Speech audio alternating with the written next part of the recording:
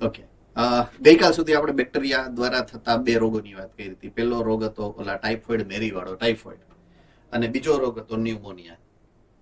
બંને એવા રોગો હતા કે જે બેક્ટેરિયા દ્વારા થતા હતા અને જેના પ્રાઇમરી એટલે કે પ્રાથમિક લક્ષણો એવા હતા કે બંનેમાં તાવ આવતો હતો. એકની અંદર તાવ એવી રીતે આવતો હતો કે નોર્મલી લાંબા સમય સુધી તાવ રહે અને એનું ક્યોર એટલે કે ઈલાજ કરાવવો જ પડે ફરજિયાત, અને બીજામાં ટાઢ અને તાવ બંને સાથે હતા. એટલે એ બેનો ફરક એકમાત્ર આની અંદર જે હતો મુખ્ય ઈ આ હતો. ઓકે, આજે આપણે જેની વાત કરીએ છીએ એ હવે છે વાયરસથી થતા રોગનું ઉદાહરણ. બરાબર છે? તો વાયરસ દ્વારા ફેલાતા રોગનું એક જે ઉદાહરણ તમને અહીંયા શેર કરેલું છે એ છે સામાન્ય શરદી. આપણને જે રૂટીનમાં શરદી થતી હોય છે એ શરદીની વાત છે. શરદી ઉધરસ જે સામાન્ય રીતે શિયાળામાં અને ખાસ કરીને ચોમાસામાં ક્યારેક થતું હોય છે. તો એ વાયરસ જે છે કે જે વાયરસ દ્વારા આ શરદી સામાન્ય શરદી આપણને થાય છે, આ વાયરસનું નામ છે રાઇનો વાયરસ. બરાબર છે? સામાન્ય લક્ષણોની જે વાત કરીએ તો ટાર્ગેટ ઓર્ગન પહેલા તો કોણ છે? આપણે અગાઉ પણ એક વખત વાત કરી ચૂક્યા છીએ કે સામાન્ય શરદી જ્યારે થશે ત્યારે તમારું અપર રેસ્પિરેટરી ટ્રેક, બરાબર છે, યુઆરટી એટલે શ્વસન તંત્રનો ઉપરનો ભાગ સંક્રમિત થાય. આ ભાગ નાકથી લઈ પછી નાસિકા ગુહા અંદર કોટર હોય અને પછી આ અહીંયા કંઠનળી શ્વાસ નળી સુધીની વાત છે, એટલો ભાગ જે છે એ સંક્રમિત થાય છે સામાન્ય શરદીના વાયરસ દ્વારા. બરાબર છે? તો નાક અને શ્વસન માર્ગને એ સંક્રમિત કરે છે. આખા શ્વસન માર્ગને નહીં, એમાં પણ શ્વસન માર્ગની ટોચને. બરાબર? 3 થી 7 દિવસ સુધી એની અસર જોવા મળતી હોય છે. તમે કદાચ ડોક્ટર પાસે જાઓ બહુ ઓલું થયું હોય તો ડોક્ટર એમ કહે છે 3 દિવસ અસર રહેશે, એવું તમને કહેશે.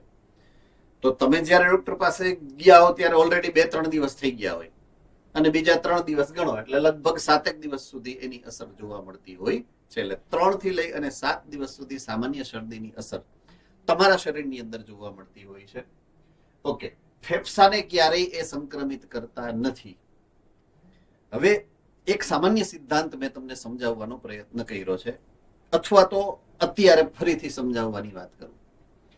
કોઈ પણ પેથોજન એટલે રોગકારક, કોઈ રોગકારક જ્યારે તમારા શરીરની અંદર દાખલ થશે, સે ફોર એક્ઝામ્પલ, તો એમાં એની એક પેટર્ન ફિક્સ છે કે એ કોઈ નિશ્ચિત અંગને અથવા તો નિશ્ચિત પેશીને જ ટાર્ગેટ કરી અને ત્યાં જ ઇન્ફેક્શન કે રોગ ફેલાવે છે. બધી જગ્યાએ સામાન્ય રીતે બહુ ઓછા રોગકારક હશે કે જેની અસર આખા શરીર ઉપર એક સરખી થતી હોય, લગભગ એવા બહુ ઓછા હશે.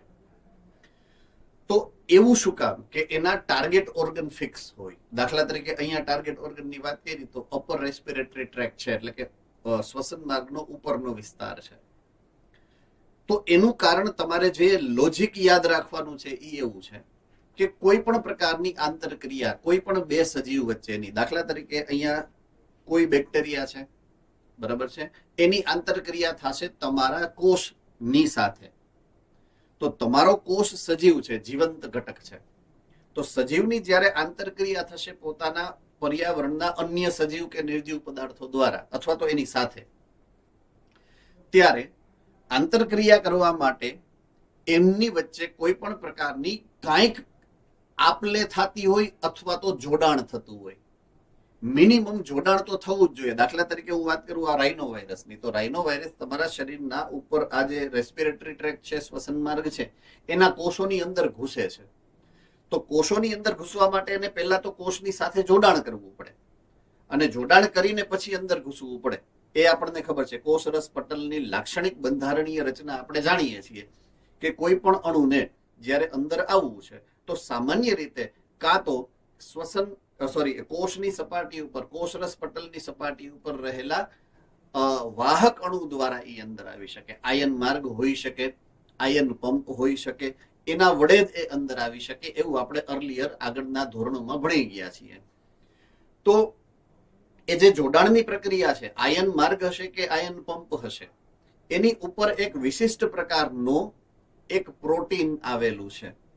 આ પ્રોટીનને ખાલી જગ્યા પ્રોટીન કહેવાય કે જે કોઈ પણ અણુને અંદર બહાર આવવા માટે પહેલા તો જ્યારે જોડાવવું પડે તો એ જોડાણ માટેની વ્યવસ્થા પૂરી પાડે, બરાબર છે.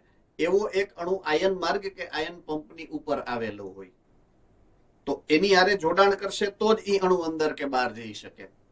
તો એ આયન માર્ગ કે આયન પંપ ઉપર આવેલા એ અણુનું નામ શું છે એ ખબર છે? પ્રોટીનની સાઇડ ચેઇન. યસ, જુનાગઢ ગુરુકુળ.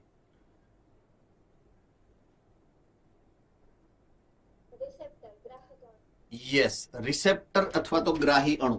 Good example, right. Receptor molecule કહેવાય અથવા તો ગ્રાહી અણુ કહેવાય એને. બધાએ યાદ રાખવાનું છે. આ રિસેપ્ટર કે ગ્રાહી અણુ છે ને એ ચોક્કસ પ્રકારના અણુ સાથે જ જોડાઈ શકે. પોઈન્ટ ટુ બી નોટેડ. દાખલા તરીકે આ એક કોષ છે જે મારા હાથમાં પેન છે, અહીંયાથી હવે તમને દેખાશે. આ પેન છે મારા હાથમાં. આ આયન માર્ગ છે એવું ગણવાનું, અથવા તો આયન પંપ છે એવું તમારે ગણવાનું. આ આયન માર્ગ કે આયન પંપની ટોચે, અહીંયા ટોચે ઉપરની સાઈડે આ રિસેપ્ટર હોય. રિસેપ્ટર એટલે ગ્રાહી અણુ હોય. કોઈ અણુને બહારથી અંદર આવવું છે તો પહેલા એને ગ્રાહી અણુ સાથે જોડાણ કરવું પડે. આ ગ્રાહી અણુ નક્કી કરે કે આને અંદર હું જવા દઉં કે નહીં એમ. એટલે જ એનું નામ છે ગ્રાહી અણુ અથવા તો રિસેપ્ટર. એ ગ્રહણ કરે છે. તો એ ગમે એને ગ્રહણ નહીં કરે. દાખલા તરીકે આપણે સ્કૂલ છૂટી હોય તો ઘરે જાય અથવા તો હોસ્ટેલે જાય તો કોકની હોસ્ટેલમાં કે કોકના ઘરમાં થોડા ઘૂસી જાય છે. આપણે આપણા જ ઘરમાં કે આપણી જ હોસ્ટેલમાં જવાનું હોય, બરાબર છે. કોકની મમ્મીના ખોળામાં બેસી જાય આપણે કે મમ્મી મમ્મી કરીને લાવ મને રોટલી. આપણે આપણા મમ્મીને જ ઓળખતા હોય ને. સો આ રિસેપ્ટરની કામ એ છે કે એ ચોક્કસ પ્રકારના અણુ સાથે જ જોડાણ કરે એમ. ઓકે, હવે આનો ફાયદો શું? પોઈન્ટ ટુ બી નોટેડ. બહુ જ અગત્યનો મુદ્દો, બહુ જ અગત્યનો મુદ્દો. તો કોઈ પણ કોષ છે એ કોષની ઉપર આવા જેટલા રિસેપ્ટર આવેલા હશે, જેટલા ઓલા આયન માર્ગ અને આયન પંપ, એના બધાયના આવા ગ્રાહી અણુ અથવા તો રિસેપ્ટર સ્પેસિફિક એટલે કે ચોક્કસ જ હોય.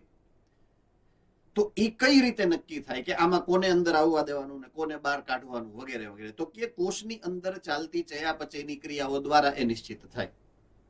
કોષને જો કેલ્શિયમની જરૂર હશે તો એવા કેલ્શિયમના આયન માર્ગ કે આયન પંપ એની પાસે હશે, બરાબર છે. જો કોષને પોટેશિયમની જરૂર છે તો પોટેશિયમના આયન માર્ગ કે આયન પંપ એની પાસે હશે. સિમ્પલ. તો કોષની જરૂરિયાત જેવી હશે એ જ પ્રકારના આયન માર્ગ અને આયન પંપ એની પાસે છે એવું આપણે માનવાનું. અને એ જ પ્રકારના ચોક્કસ ગ્રાહી અણુ એની પાસે હોય. અને એને કારણે કોષરસ પટલની પસંદગીમાન પ્રવેશશીલતા નક્કી થાય છે.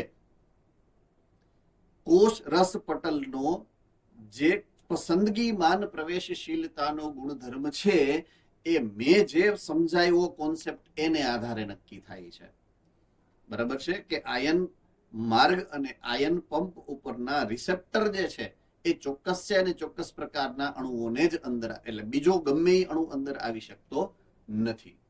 ઓકે, હવે હું મારા મેઇન પોઈન્ટ ઉપર પાછો આવી જાઉં કે કોઈ એક રોગકારક છે અને કોઈ એક કોષ છે. રોગકારક ને કોષની હારે જોડાણ કરવા માટે રિસેપ્ટર હારે જોડાવવું પડે. પહેલા રિસેપ્ટર હારે જોડાવવું પડે, બરાબર છે. ઈડર સેન્ટરમાં પહેલી બેન્ચ ઉપર ભાઈ તમે કેમ નીંદર આવે છે બેટા? ઊંઘ આવે છે? તો માથું દુખે છે તો આવીને દબાવવું નહીં. ઓકે, નહીતર આપણને ફાવે એમ ચંપી કરવી, ઈ કરીએ. હવે કઈ વાંધો નહીં, ટેક કેર. ઓકે, રિસેપ્ટર ઉપર એને જોડાવવું પડે. તો રિસેપ્ટર પ્રોટીન છે અને દાખલા તરીકે પેથોજન જે રોગકારક છે એના બાહ્ય સપાટી ઉપર પણ પ્રોટીન છે. આ પ્રોટીન બંનેના જો મેચ થતા હશે તો એ જોડાણ કરી શકે, બરાબર છે. અને જો બેયના પ્રોટીન મેચ ન થતા હોય તો જોડાણ ન થાય. તમને ઉત્સેચકીય ક્રિયાવિધિમાં આવું સમજાવેલું છે. જ્યારે ચેપ્ટર નંબર 9 માં તમે ઉત્સેચકની ક્રિયાવિધિ સમજ્યા હતા ત્યારે લોકેન્કી મિકેનિઝમ, તાળાકૂચીનો સિદ્ધાંત આવ્યો હતો. એમાં આવું જ હતું કે ભાઈ ઉત્સેચક જે 3D સ્ટ્રક્ચર છે, તૃતીયક પ્રોટીનનું બંધારણ જેમાં ખાંચ બને, ખાંચ એટલે સક્રિય સ્થાન, એમાં નિશ્ચિત પ્રકારનો જ પ્રક્રિયક જોડાઈ શકે. બસ આના જેવી જ હોમોલોગી છે. હોમોલોગી એટલે સમાન બંધારણ છે આનું, બરાબર છે.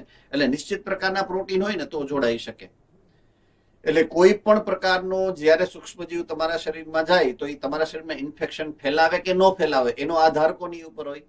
તો કે કોઈ પેશીના કોષને અને એના બંધારણને જો સમાનતા હશે તો જોડાય તો ઇન્ફેક્શન ફેલાવી શકે.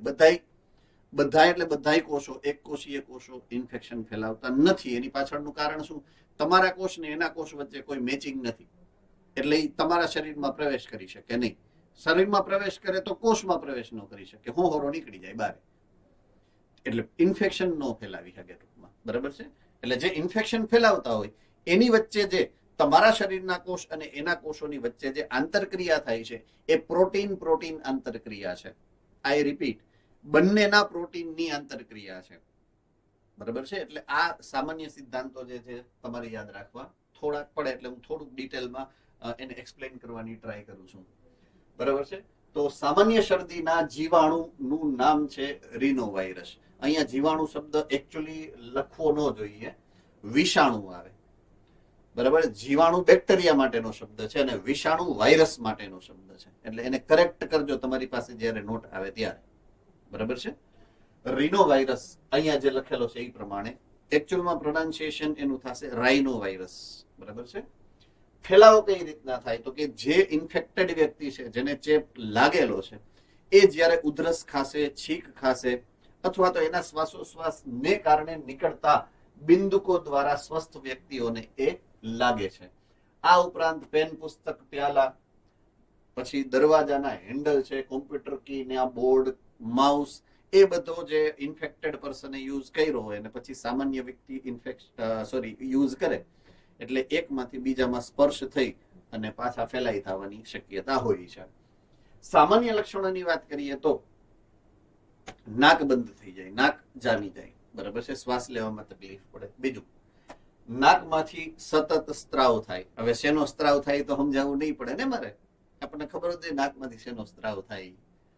ત્રીજું, અવાજ જે છે એ ઘસાવા માંડે, કારણ કે અહીંયા બી કંજક્શન થાય. જેમ કંજક્શન એટલે જમા થાય, બંધ થઈ જાય. નાક બંધ જેમ થાય ને એમ અહીંયા સોજો આવી જાય એટલે જે પોલાણ છે એ બંધ થઈ જાય. એટલે અહીંયાથી જે અવાજ કાઢવાની પ્રક્રિયા છે એમાં અવાજ પણ ઘસાઈ ગયેલો નીકળે, ઘોઘરો થઈ જાય, આપણે દેશી ભાષામાં કહીએ તો. કફ થાય, માથું દુખે, થાક લાગે, આ બધા એના સામાન્ય લક્ષણો છે. માથું દુખવું અહીંયા પણ સીધું જોડાયેલું છે. બરાબર છે? શરદી થાય એટલે માથું દુખવું બહુ કોમન વસ્તુ છે.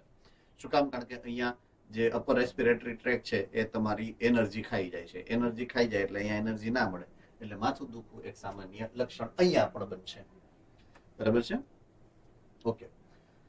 હવે ઉદાહરણ નંબર 3, પ્રજીવ, જે એક કોષીય અને સુકોષ કેન્દ્રી કોષો છે, પ્રજીવ, એના દ્વારા થતા રોગોના ઉદાહરણમાં એક જે રોગ અહીંયા લખેલ છે એ છે મેલેરિયા રોગ. મેલેરિયામાંથી પ્રશ્ન નો આવે તો તમે ભાગ્યશાળી, બાકી આવશે. બરાબર છે? એટલે ઇમ્પોર્ટન્ટ રોગમાંથી એક છે આ, કારણ કે એની અંદર ઓલા મચ્છરની લાઈફ સાયકલ ને એવું બધું આપેલું છે. એટલે ઘણા સમયથી ઘણા બધા PYQમાં આના ક્વેશ્ચન્સ આવતા હોય છે, એટલે ઇમ્પોર્ટન્ટ ટોપિક તરીકે તમારે એને ગણવાનો થશે. બરાબર છે? ઓકે. વાત છે પ્રજીવની, એમાંય મેલેરિયાની. તો પ્રજીવમાં મેલેરિયા ફેલાવતા જે જંતુઓ છે એને કહેવામાં આવે છે ખાલી જગ્યા પ્લાઝ્મોડિયમ. શું નામ છે એનું? પ્લાઝ્મોડિયમ. ઓકે. પ્લાઝ્મોડિયમ વિશે તમને જે ખબર છે એ એક જ છે કે પ્રજીવનો છેલ્લો સમૂહ, બરાબર છે, કે જે બીજાણુ સર્જન કરે. રાઈટ? ઓકે. હવે એના વિશેની માહિતી નંબર 2 હું તમને આપું. એ એવી છે કે એ બહુભાજન કરે છે. પ્લાઝ્મોડિયમ બહુભાજન કરશે. એટલે એનું જ્યારે કોષ વિભાજન થાય ત્યારે એક કોષમાંથી 2 કોષ ન બને, એક કોષમાંથી ઘણા બધા કોષ બને. તો જ્યારે એની આજુબાજુમાં પ્રતિકૂળ પર્યાવરણ હશે ત્યારે એ પોતાનો કોષરસ ગુમાવશે. કોષરસ ગુમાવે એટલે કોષરસ સંકેન્દ્રિત થઈ જાય, પાણી ગુમાવે. બરાબર છે? કોષરસ ગુમાવેનો મતલબ કોષરસમાં રહેલ પાણી પોતે બહાર કાઢી નાખે, એટલે કોષરસ સંકેન્દ્રિત થઈ અને અટલોક થઈ જાય. પછી એની જે કોષરસ પટલની જે રચના હતી એને એ પટલમય બનાવી નાખે, એટલે 2-3 સ્તરની થઈ જાય એ રચના. બસ આ જે અવસ્થા છે એ પ્લાઝ્મોડિયમની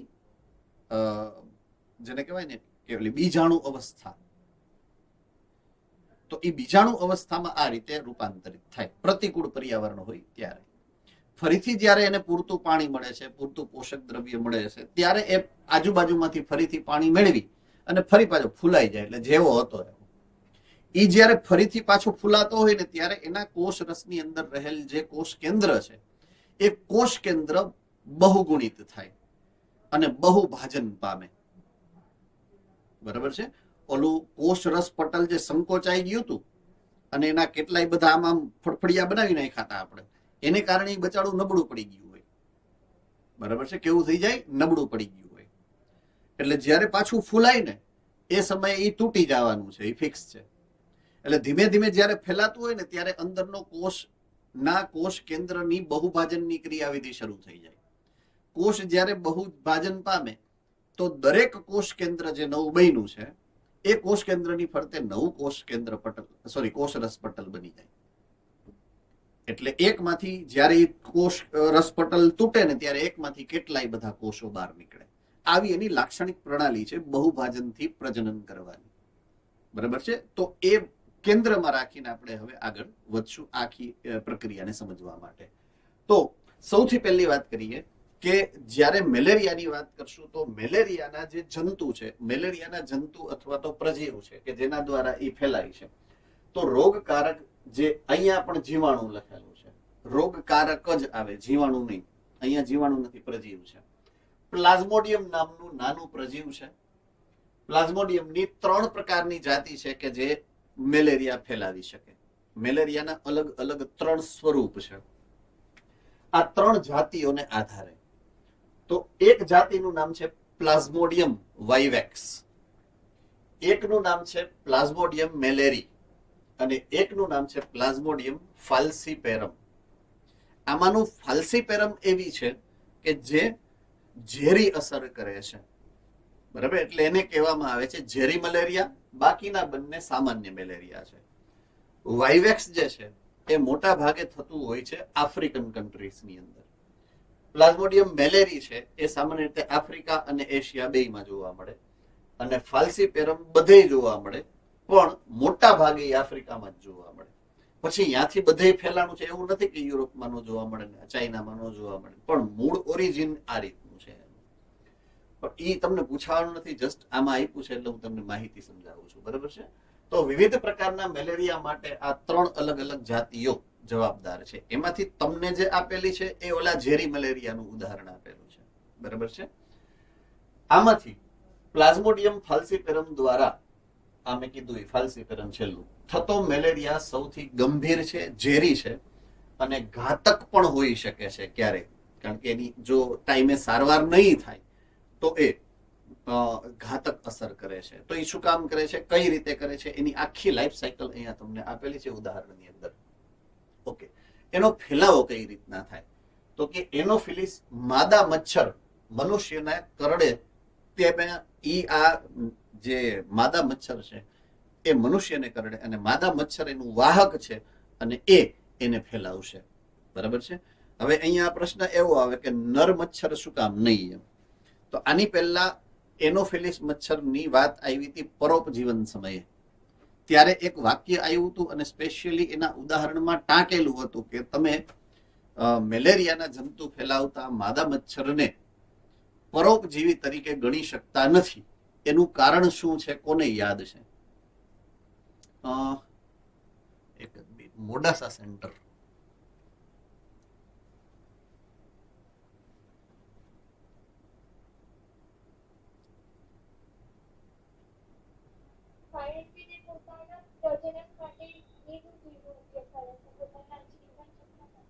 યસ, કારણ કે આ સજીવો પોતાના પ્રજનનની જરૂરિયાતને સંતોષવા માટે, ખાસ મેં તમને એવું કીધું હતું કે એના જે ઈંડા છે એ ઈંડા એની અંદર ઈ રાખે છે લોહીની અંદર. ઈંડા તૂટે અને એમાંથી જે બચ્ચા નીકળશે, બરાબર છે, લાર્વા, એ લાર્વા આપણા લોહીમાંથી પોષણ મેળવે છે. એટલા માટે માદા મચ્છરની અંદર આ વ્યવસ્થા છે. નર મચ્છરને એવી જરૂરિયાત નથી. એટલા માટે હંમેશા માદા મચ્છર જ કરડે છે. બરાબર છે? નર મચ્છર નહીં કરડે. આ એક ખાસ સિદ્ધાંત યાદ રાખવાનો છે, કારણ કે 2-3 જગ્યાએ અલગ અલગ રીતે એનું ઉલ્લેખ આવેલો છે. અલગ અલગ હેતુથી આ ઉલ્લેખ કરેલો છે. એટલા માટે એવા કોઈ પણ મુદ્દા હશે કે જે અલગ અલગ જગ્યાએ આવતા હશે ને, હું તમને ઇન્ડિકેટ કરીશ. અત્યારે કેમ તમને તરત ઇન્ડિકેટ કર્યું કે જો આ મુદ્દો વાંય હતો, એમાં શું કીધું તું યાદ કરવો જોઈએ. એવા મુદ્દા જ્યાં જ્યાં હું તમને યાદ કરાવું એટલે સમજી લેવાનું કે મોસ્ટ ઇમ્પોર્ટન્ટ હોય તો જ મેં તમને યાદ કરવાનું કીધું હોય. એવા મુદ્દાને તમારે હંમેશા મોસ્ટ ઇમ્પોર્ટન્ટ આગળ લખી નાખવાનું. એટલે વાંચવામાં તમારે એને 2 વખત વાંચવું અને યાદ રાખવાનું જ જ્યારે રિવિઝન કરતા હો ત્યારે. બરાબર છે? ઓકે. સામાન્ય લક્ષણો: 3 થી 4 દિવસે ઠંડી લાગે અને ખૂબ વધારે તાવ આવે. એટલે તાવ તો આવે, બરાબર છે, થોડીક વારમાં વયો જાય, વળી પાછો આવે, વળી પાછો વયો જાય. પણ જ્યારે તાવ આવે ત્યારે એકદમ ઠંડી લાગવા, ટાઢિયો તાવ આપણે દેશી ભાષામાં કહીએ તો ટાઢિયો તાવ આવે. બરાબર છે? તો આ એનું લક્ષણ છે. ઓકે. હવે વાત જે છે એ છે એના જીવન ચક્રની. તો જીવન ચક્ર જ્યારે વાત આવશે ત્યારે એના જીવન ચક્રમાં યજમાન 2 છે. બરાબર છે? પ્લાઝ્મોડિયમ જે પ્રજીવ છે કે જે મેલેરિયા ફેલાવે છે, આ મેલેરિયાના જંતુના 2 પ્રકારના યજમાન છે. એક મુખ્ય યજમાન છે જે મનુષ્ય છે, અને એક વાહક યજમાન છે જે મચ્છર છે. તો પ્રાથમિક અથવા તો મુખ્ય યજમાન છીએ એ મનુષ્ય છે. વાહક ફક્ત મચ્છર છે. બરાબર છે? અને મચ્છરનું કામ ખાલી એનું વહન કરવાનું છે, એનાથી વધારે કાંઈ નથી. એને જે બી રોગકારક તરીકેની અસર છે એ મનુષ્યની અંદર જ જોવા મળે છે. એટલે મુખ્ય યજમાન એટલા માટે મનુષ્ય છે. બરાબર છે? તો પ્લાઝ્મોડિયમના જીવન ચક્ર ઉપર જ્યારે આપણે વાત કરશું તો સંક્રમિત એનોફિલિસ માદા મચ્છર જ્યારે મનુષ્યને કરડે ત્યારે પ્લાઝ્મોડિયમ સ્પોરોઝોઇટ સ્વરૂપે, પોઈન્ટ ટુ બી નોટેડ, તમારે યાદ રાખવાનું છે કે દાખલા તરીકે આ એક મચ્છર છે. આ મચ્છર કોઈ એક રોગી મનુષ્ય એનું લોહી ચૂસીને આવ્યું છે. બરાબર છે? દાખલા તરીકે મને મેલેરિયા છે, એક માદા એનોફિલિસ મચ્છર આવ્યું અને એને તો મારા લોહીથી મતલબ છે, એટલે મારી સ્કિન ઉપર બેઠું, મારું લોહી ચૂસ્યું, મારા લોહીની અંદર મેલેરિયાના જંતુ છે. સમજ મેં આ રહી બાત? યસ ઓર નો? તો મારા શરીરના મારા લોહીમાંથી એને મેલેરિયાના જંતુ મળ્યા એક સ્વરૂપે. એ પછી આવશે, હમણાં થોડીક વાર પછી પાછું કહીશ કયા સ્વરૂપે હતું એમ. હવે એને પોતાના શરીરની અંદર લોહીની કોથળી ભરી છે. મારા લોહીની કોથળી ભરીને મૂકી દીધી. કોના માટે? એના બચ્ચા માટે. પણ એની અંદર મારા લોહીમાંથી જે મળેલા પ્લાઝ્મોડિયમના 2 પ્રકારના જન્યુ હશે, નરજન્યુ અને માદાજન્યુ. કોણ હશે? નરજન્યુ અને માદાજન્યુ. એનું ફલન થશે આની અંદર, અથવા તો ફલન થઈ ગયા પછી જે ફલિતાંડ છે એ હશે. 2 માંથી એક સ્વરૂપ હશે, એ અહીંયા આવશે. ફલન થાય એટલે એના પછીની અવસ્થા શું છે? ફલિતાંડ પછીની તો કે ગર્ભ વિકાસની, ભ્રૂણ બને. ભ્રૂણ એ જે ભ્રૂણ વિકાસનો જે તબક્કો છે અહીંયા, એને સ્પોરોઝોઇટ કહેવાનું છે. સ્પોરોઝોઇટ એટલે એ ભ્રૂણ બની અને એ બીજાણુ અવસ્થા ધારણ કરી લે. બીજાણુ એટલે સ્પોર. બરાબર છે? એટલે એના ઉપરથી એનું નામ આપ્યું છે સ્પોરોઝોઇટ. એટલે અહીંયા આ અવસ્થા સ્પોરોઝોઇટ સ્વરૂપે મચ્છરની અંદર સંગ્રહિત છે. હવે મચ્છરમાં એ સંગ્રહિત સ્પોરોઝોઇટ સંગ્રહણ પામે છે ક્યાં? તો કે મચ્છરની લાળ ગ્રંથિમાં. ક્યાં? મચ્છરની લાળ ગ્રંથિમાં એ સંગ્રહિત બને. અહીંયા આ લોહી ભરેલી કોથળીમાં સ્પોરોઝોઇટ બને અને પછી એક્સપોર્ટ થાય સંગ્રહ પામવા માટે મચ્છરની લાળ ગ્રંથિમાં. હવે એ મચ્છર ઉઠતું પછી 1 દી પછી 2 દી પછી સ્પોરોઝોઇટ બની ગયા પછી કોઈ સામાન્ય બીજા વ્યક્તિને કરડે, એટલે કરડવા માટે એને છીંડું પાડવું પડે ને, કાણું પાડવું પડે. કાણું પાડવા માટે એને પોતે પહેલા શું કરે? પોતે થૂકે આપણા શરીર ઉપર. લાળ ગ્રંથિમાંથી થૂક નીકળે ને, એ થૂકે એટલે સ્પોરોઝોઇટ આવ્યા અને પછી કાણું પાડે. સમજાઈ શકે નહીં? તો એ સ્પોરોઝોઇટ ક્યાં ગયા? તમારા શરીરમાં. એટલે તમારા શરીરમાં આ રીતે માદા મચ્છર કરડે અને આ સ્પોરોઝોઇટ તમારા શરીરમાં પ્રવેશ આ રીતે કરે છે, કારણ કે એની લાળ ગ્રંથિમાં ઓલરેડી છે. આ આખું જીવન ચક્ર એનું સમજાયું છે સરસ મજા. બરાબર છે. આ ત્રણ મુદ્દાઓ 1 2 3 એ મચ્છરની અંદરનું જીવન ચક્ર છે. એ સિવાયના અહીંયાથી લઈ અને છેટ અહીંયા સુધીના બધા જ એ મનુષ્ય એનો મુખ્ય યજમાન છે અને મચ્છર વાહક યજમાન છે. આપણે એવું માની લેવાનું, સેકન્ડરી દ્વિતીયક યજમાન છે. રાઈટ. એટલે સૌથી પહેલા મેં તમને જે સમજાવ્યું એ આ સમજાવ્યું છે કે માદા એનોફિલિસ મચ્છર ચેપી વ્યક્તિને કરડે ત્યારે આ પરોપજીવી મચ્છરના શરીરમાં પ્રવેશે. એટલે ચેપી વ્યક્તિ હું હતો ત્યારે મેં સમજાવ્યું ત્યારે મારા રુધિરમાંથી જે મેલેરિયાના પ્રજીવો છે એ ક્યાં પ્રવેશ્યા? મચ્છરની અંદર. મચ્છરના આંતરમાર્ગમાં ફલન થાય. ફલન મેં કીધું ને, બે જન્યુઓ આવે. ફલન ક્યાં થાય? મચ્છરના આંતરમાર્ગમાં. અને આગળ વિકાસ થાય, ફલિતાંડ બને અને ભ્રૂણ વિકાસ આગળ વધે. ભ્રૂણ વિકાસ થાય એટલે બહુગુણન પામે, સ્પોરોઝોઇટ સર્જે. જે મેં તમને સમજાવ્યું, સ્પોરોઝોઇટનું સર્જન થાય જે મચ્છરની લાળ ગ્રંથિની અંદર સંગ્રહ પામે. એટલે ઈ જે આખો મુદ્દો છે ઈ આ છે, જે મચ્છરના જીવન ચક્રની વાત છે. હવે ઈ જ મચ્છર જ્યારે બીજા સામાન્ય વ્યક્તિને કરડે છે ત્યારે જીવન ચક્ર નવા મનુષ્યની અંદર, બીજા વ્યક્તિની અંદર શરૂ થાય. તો માદા એનોફિલિસ મચ્છર કોઈ વ્યક્તિને જ્યારે કરડે છે ત્યારે આ સ્પોરોઝોઇટ કે જે એની અંદર હતા, સ્પોરોઝોઇટ નામનું પરોપજીવી શરીરમાં, એટલે કે તંદુરસ્ત વ્યક્તિના શરીરમાં પ્રવેશે છે. બરાબર છે. હવે અહીંયાથી શરૂ થાય મનુષ્યની અંદર એના જીવન ચક્રની શરૂઆતમાં આ પરોપજીવીનો મતલબ છે સ્પોરોઝોઇટ. સ્પોરોઝોઇટ યકૃતના કોષોમાં ઘૂસે, રુધિરમાંથી જાશે આપણા યકૃતના કોષોમાં. બરાબર છે. એટલે આપણા શરીરમાં એનું ટાર્ગેટ ઓર્ગન પહેલું યકૃત કોષો છે. આઈ રિપીટ, તમારા શરીરમાં સ્પોરોઝોઇટ જ્યારે પ્રવેશ કરશે તો લોહીમાં જશે. લોહી જ્યારે ફરતું યકૃતમાં જાય તો યકૃતના કોષોની હારે એને હારું ફાવી ગયું છે. સ્પોરોઝોઇટ ને યકૃતના કોષો સાથે ફાવે એટલે યકૃતના કોષોની અંદર ઘૂસે. તો યકૃતના કોષોમાં અંદર ઘૂસ્યા પછી યકૃતના કોષોની અંદર જે પણ વાતાવરણ એને મળે છે એ વાતાવરણ એને ફાવે છે. એટલે યા એ બહુગુણન પામે, કોષ વિભાજન કરશે.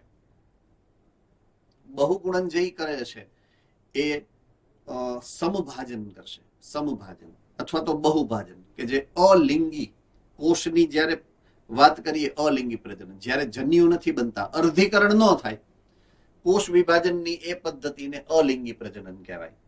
જો કોષ વિભાજન થાય છે એમાં અર્ધીકરણ થાય છે તો કોષ વિભાજનની લિંગી પ્રજનનની પદ્ધતિ કહેવાય. આવું આપણે યાદ રાખશું. બરાબર છે. તો આ અલિંગી પ્રજનન છે, અહીંયા લખેલું છે. તે અલિંગી પ્રજનન સમભાજન દ્વારા બહુગુણન પામે જેથી રક્તકોષો ફાટી જાય. બરાબર છે. તો પેલા યકૃતના કણોમાં જાય, યકૃતના કણોમાં બહુગુણન પામે, પછી રક્ત કણોમાં જાય, રક્ત કણો પણ ફાટે. એટલે એની પાસે બે ઓપ્શન છે. પેલા યકૃતના કોષોમાં જાય, યકૃતના કોષોને ફાડે, યકૃતના કોષમાંથી બહાર જાય એટલે રુધિરમાં જાય, રુધિરમાં આરબીસી ઉપર જાય. ક્યાં જાય? આરબીસી ઉપર. રક્ત કણો લખ્યું છે. તો ઈ ધંધો જે એને યકૃત કોષમાં કર્યો હતો, સેમ ટુ સેમ કામ ઈ ક્યાં કરશે? આરબીસી ની સપાટી ઉપર, અથવા તો આરબીસી. કારણ કે અંદર તો જાહે નહીં. આરબીસી મૃત કોષ છે, જીવંત કોષ નથી, એની અંદર કાંઈ નથી.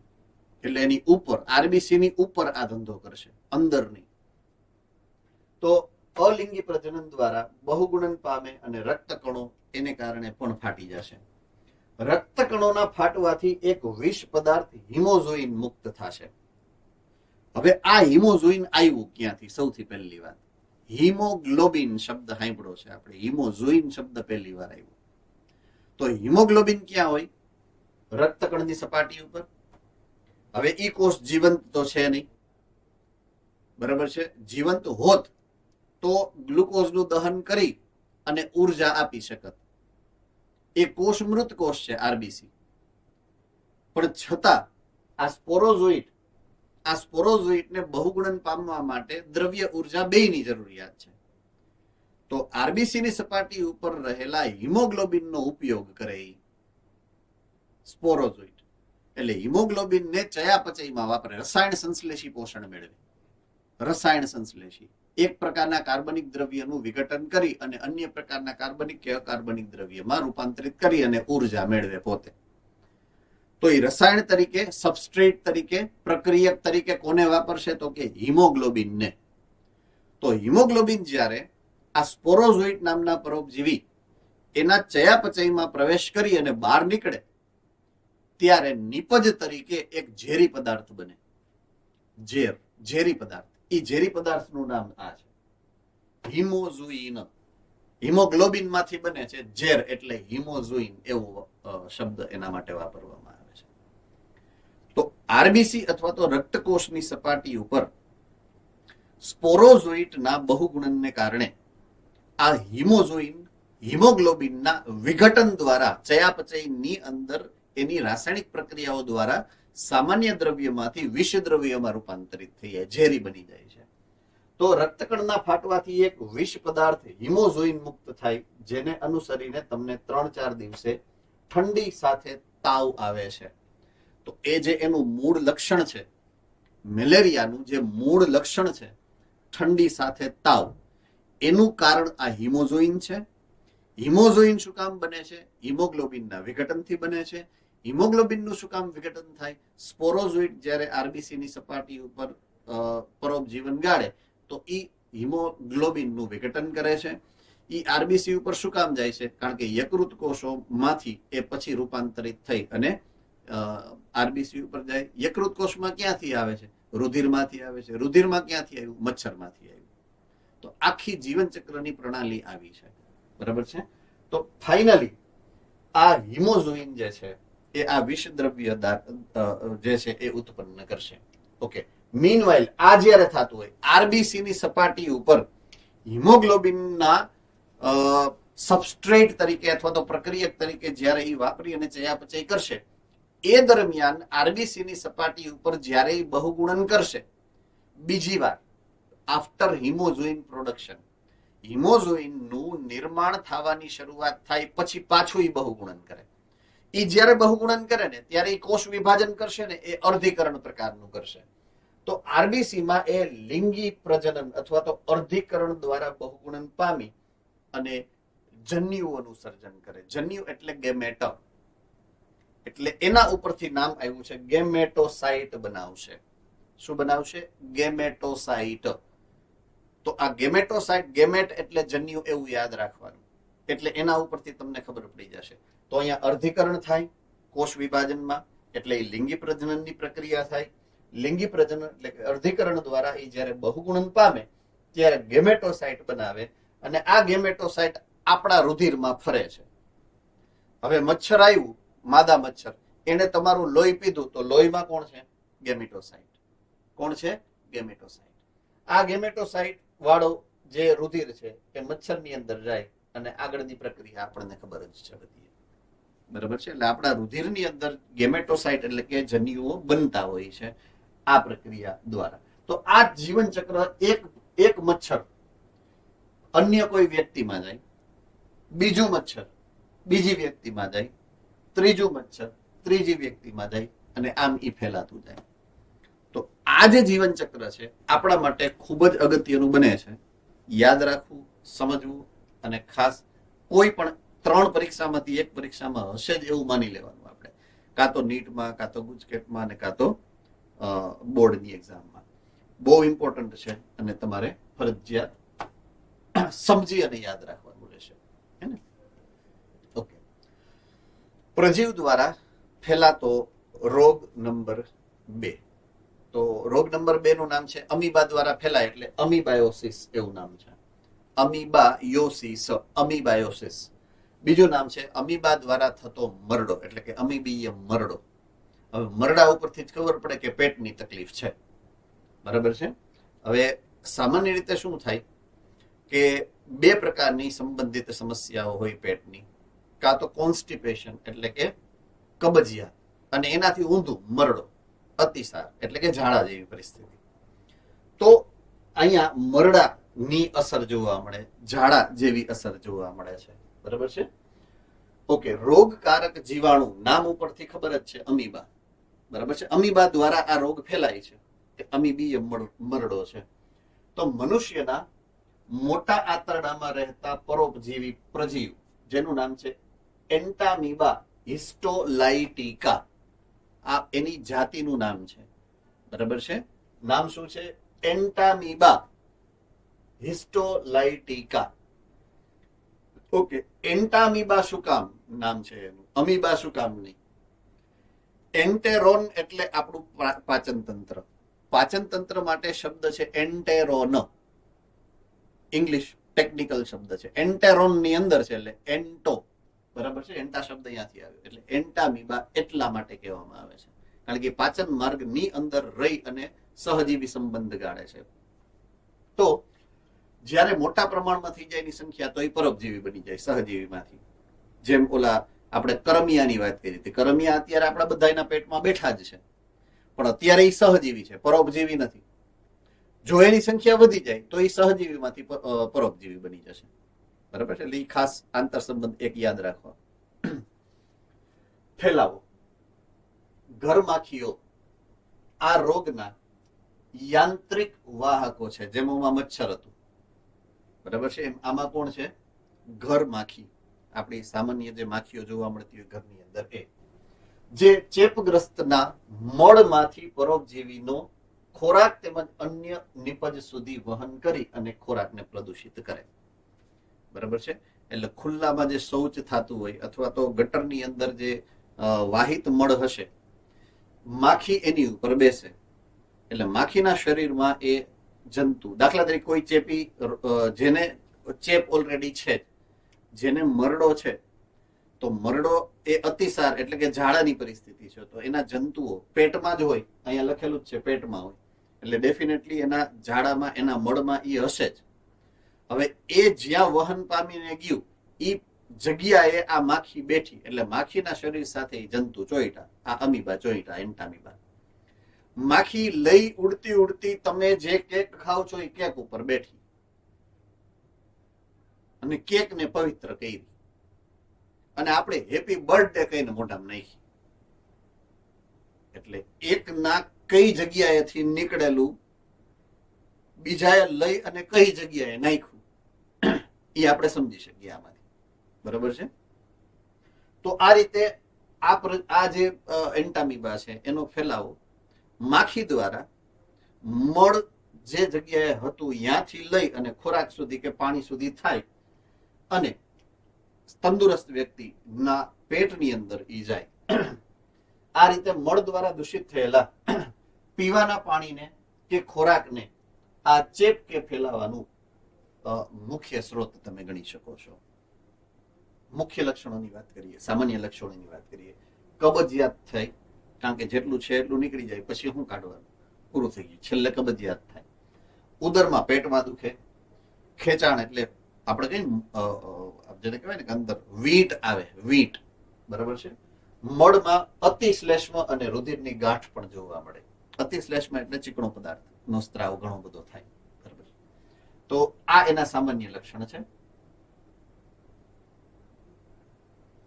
આ રોગ પૂરો એમાં. હવે નેક્સ્ટ રોગ આના પછીની સ્લાઇડમાં છે, ક્યાંક ગોતી આવીએ આપણે ભેગા થઈને.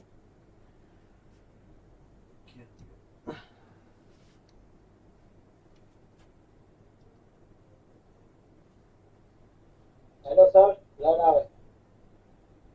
શું કેસ બેટા? ચોટી ગયું બધું. ચોટી ગયું? ચોટી ગયું બધું. એક મિનિટ ઉભો રહે. હા, અને બ્લડ પણ આવે. હજી એવું છે? બધા સેન્ટરમાં એવું છે? પ્રોપર નથી આવતું? જુનાગઢ સેન્ટર હા. આવે છે?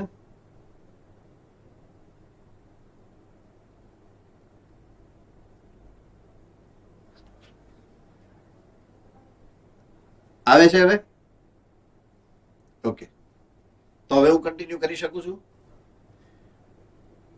જુનાગઢ સેન્ટર બ્લડ આવે છે પણ બ્લડ આવે. બ્લર આવે છે, દેખાતું જ નથી પાછળનું કઈ. હવે દેખાય છે? પંચાતું નથી સર. વંચાતું નથી. ગીવ મી 2 સેકન્ડ્સ, કંઈક કરીએ.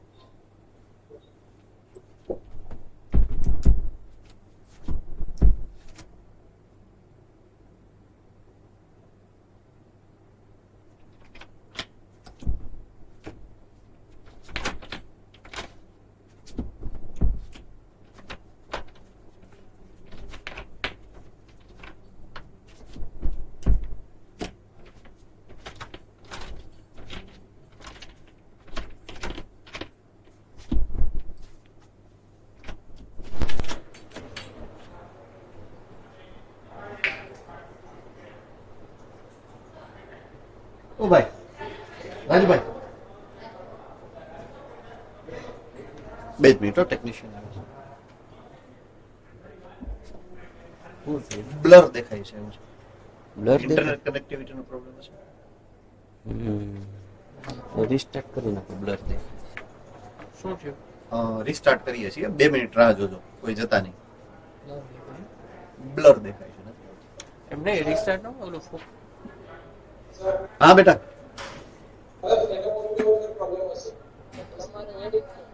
તમારે રેડી જ છે?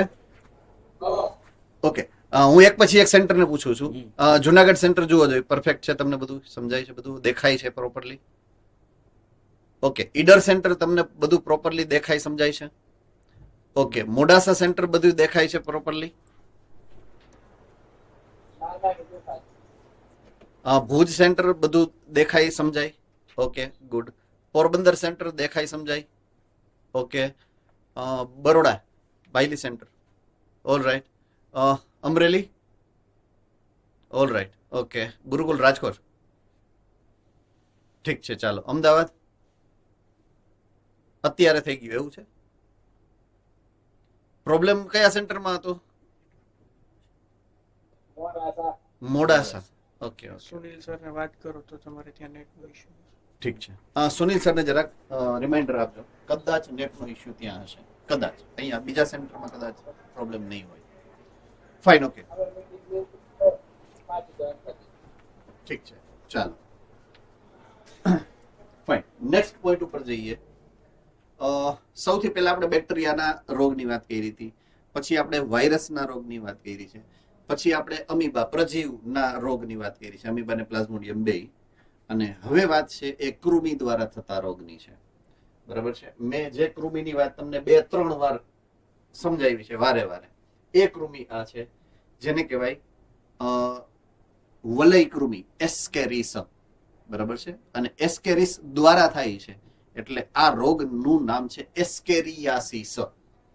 તો કૃમિ દ્વારા ફેલાતા રોગનું ઉદાહરણ છે એસ્કેરિયાસિસ, એટલે કે એસ્કેરિસ દ્વારા ફેલાતો રોગ. રાઈટ? એસ્કેરિસ નું સામાન્ય ગુજરાતી નામ છે કરમિયું. આપણા પેટમાં હોય કરમિયા. સસ્તનોના પાચન માર્ગમાં જોવા મળતા સૌથી સામાન્ય કૃમિઓ આ છે, કરમિયા. તો આપણા શરીરમાં ઈ રીએ છે, આપણા પાચન માર્ગમાં ઈ રીએ છે, ખાસ કરીને મોટા આંતરડામાં. બરાબર છે? નાના આંતરડાના પૂરા થતો હોય એ ભાગ અને મોટા આંતરડાના જંકશનમાં ઈ રીએ. કામ શું છે? અપાચિત જે ખોરાક છે આપણો, જે હવે મોડમાં રૂપાંતરિત થવાનો છે, બરાબર છે, એના દ્વારા ઈ પોષણ મેળવે. એટલે આપણામાંથી ઈ પરોપજીવન નથી ગાળતા. સમજાય છે કે નહીં? આપણા અપાચિત ખોરાકમાંથી જ એ પોષણ મેળવે. એટલે અપાચિત ખોરાકમાં જે બી હાનિકારક દ્રવ્ય હશે ને, ઈ એના ચયાપચયને કારણે બિન હાનિકારકમાં રૂપાંતરિત થઈ જાય. એટલે આપણો ફાયદો છે. આપણો ફાયદો થાય મૂળભૂત રીતે, એટલે આપણે એને રહેવાની જગ્યા આપીએ કે તમે કાંઈ વાંધો નહીં, અંદર રહ્યો તમ તારે. તમે એમને સરસ મજાની મદદ કરો છો તો અમે તમને રહેવાની જગ્યા તો આપી શકીએ ને. એટલે આપણા પેટની અંદર એ હોવા એ સામાન્ય લક્ષણ છે, દરેકે દરેક સસ્તનમાં હશે જ. હવે જ્યારે એને નાના બાળકની જે પરિસ્થિતિ છે એની સાથે હું જ્યારે કમ્પેર કરીશ, આપણે તો ખોરાક લઈએ છીએ અલગ અલગ પ્રકારના, પણ નાનું બાળક હશે એ ખાસ કરીને માત્ર દૂધ, અને દૂધમાં હવે આપણે કેવું કરીએ છીએ, ઘણું બધું નાખતા હોઈએ ઓલું ગળ્યું કરવા માટે દૂધને, એટલે સાકર કે ખાંડ કે એવું બહુ મોટા પ્રમાણમાં, ખાસ કરીને ખાંડ. તો જ્યારે એની અંદર ખાંડ ભળે એટલે ગ્લુકોઝમાં દૂધની અંદર ઓલરેડી ગ્લુકોઝ છે જ. બરાબર છે? ગ્લુકોઝની દૂધની અંદર રહેલી શર્કરાનું નામ શું છે? કોણ કહી શકશે? યસ, રાજકોટ ગુરુકુળનો હાથ સૌથી પહેલા ઉપર થયો છે. સોરી, યસ, લેક્ટોઝ શર્કરા જે બને છે ગ્લુકોઝ અને ગેલેક્ટોઝના સંયોજનથી. તો એની પાસે એ શર્કરા છે જ.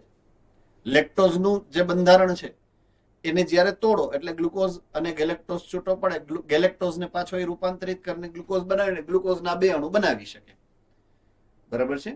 હવે નાના બાળકોને ગ્લુકોઝનું ઓલરેડી દૂધમાં તો છે જ ને, માથેથી તમે શર્કરા નાખો છો, સાકર હોય કે ખાંડ હોય, એટલે એને ડબલ ડોઝ મળે.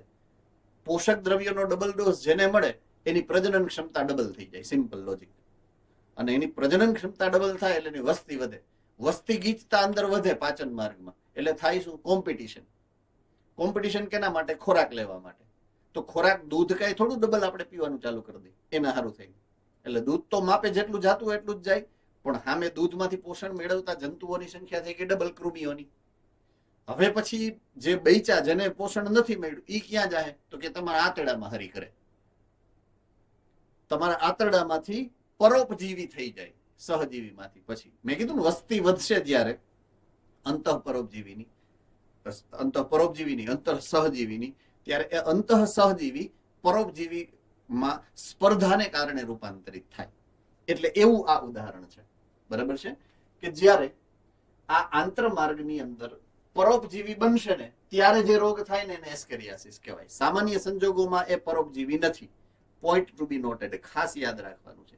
એ સહજીવી છે, પરોપજીવી નથી. પણ જ્યારે તમે ચોકલેટ સતત ખાધે રાખો, ગળ્યું ફૂડ વધારે હોય ઇન્ટેક તમારા શરીરનું, ત્યારે આ પ્રકારની પરિસ્થિતિ આવવાની સંભાવના રહેતી હોય છે. ફેલાવો કઈ રીતના થાય? તો જેને આ રોગ છે, જેમાં એ પરોપજીવી છે, તો એમાં મેં કીધું એમ વસ્તી એની કેવી હશે? ખૂબ મોટી. પ્રજનન ક્ષમતા ત્યાં કેવી હશે? ખૂબ વધારે. તો જેટલી વધારે પ્રજનન ક્ષમતા એટલા વધારે ઈંડા, અને ઈંડામાંથી નીકળેલા એના ભ્રૂણ કે વચગાળાની અવસ્થાઓના સજીવો હશે. ઝુઇટ કહેવાય એને, ઝુઇન્સ. બરાબર. તો ચેપગ્રસ્ત વ્યક્તિના મળ સાથે આ પરોપજીવીના ઈંડા અથવા તો બચ્ચાઓ બહાર નીકળે. બરાબર છે. માટીમાં ઘૂસે, પાણીમાં હોય, વનસ્પતિઓમાં જાય.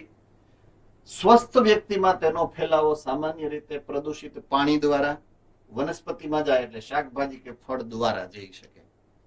બરાબર છે. એટલે સૂક્ષ્મ કૃમિઓ એના જમીન ઉપર હોય, જમીનની અંદર હોય. જમીનમાંથી પાણીનું જ્યારે શોષણ થાય વનસ્પતિના મૂળ તંત્ર દ્વારા, ત્યારે એ જાતા મૂળ તંત્ર જ્યાં પાણી આપે એ ફળમાં કે શાકભાજીમાં જાય અને એ ખાય તમે, એટલે એના દ્વારા તમને થાય. ઓર એલ્સ પાણીમાં છે, પાણી છાંટ્યું તમે વનસ્પતિઓમાં. બરાબર છે. અને વનસ્પતિઓમાં એ પહોંચે. સામાન્ય લક્ષણો એસ્કેરિયાસિસના આંતરિક રક્તસ્રાવ. આંતરિક રક્તસ્રાવ એટલે તમારા પાચન માર્ગની અંદર એ છે અહીંયા આંતરડામાં.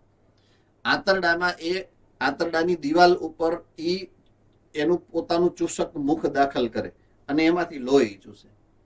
1, 2, 3, 4, 5 એટલે આખું ઘારું થઈ જાય, ચાંદી પડે અહીંયા. બરાબર છે. આંતરમાર્ગમાં આ પ્રકારના ચાંદા પડી જાય જેમાંથી લોહી નીકળવાનું શરૂ થાય. એટલે તમારા આંતરિક એટલે કે અંદરની બાજુએ પાચન માર્ગમાં રક્તસ્રાવ એટલે કે લોહી નીકળવાનું શરૂ થાય. અંદરના સ્નાયુઓનો દુખાવો થાય, તાવ આવે, એનેમિયા અને આંતરમાર્ગમાં અવરોધ. આંતરમાર્ગમાં એની વસ્તી વધી જાય એટલે પાચન જે પ્રક્રિયામાંથી પસાર થતો ખોરાક છે એ ખોરાક મળદ્વાર સુધી પહોંચવામાં વિક્ષેપ પડે, કારણ કે અહીંયા એની વસ્તી વધી ગઈ. વચ્ચે જે નળીમાંથી ખોરાક જવાનો એ નળીમાં તો આ બધા હલવાણા છે, એટલે અહીંયા અવરોધ ઉભો કરે છે. બરાબર છે. એનેમિયા થાય. એનેમિયાનો મતલબ શું થાય? કોણ કહી શકે? એનેમિયાનો ચોખ્ખો મતલબ શું થાય? યસ, જુનાગઢ ગુરુકુળ.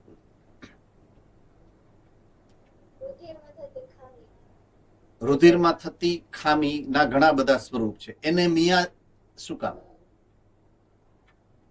રાજકોટ ગુરુકુળ.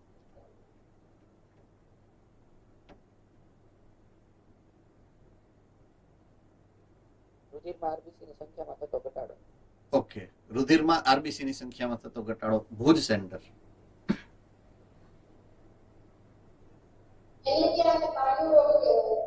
ઓકે. એનેમિયાને પાંડુ રોગ કહેવાય.